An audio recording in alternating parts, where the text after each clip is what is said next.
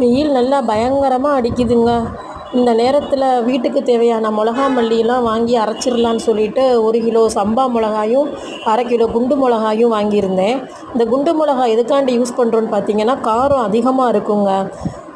குண்டு மிளகாயும் சம்பா மிளகாயும் சேர்த்து அரைச்சிக்கிட்டோம்னா கலரும் இருக்கும், காரமும் அதிகமாக இருக்கும். அதனால தான் 2யுமே சேர்த்து வாங்கி காய வச்சுருக்கேன். அதோட 1 கிலோ மல்லியை தனியாக ஒரு பிளேட்டில் கொட்டி காய வச்சுருந்தேன். இந்த மேட்டில் ஃபுல்லாகவே மிளகாயை ஃபுல்லாகவே நல்லா பரப்பிட்டேன்.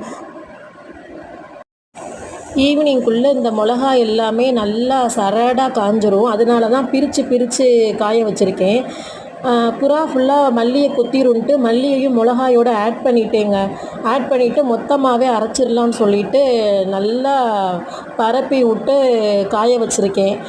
ஈவினிங் ஒரு 5 to 6க்குள்ளே நல்லா காஞ்சிரும். எடுத்துகிட்டு போய் அரைச்சிடலாம். இதோட சீரகம் மிளகு ஆட் பண்ணி அரைக்க வேண்டியதான்.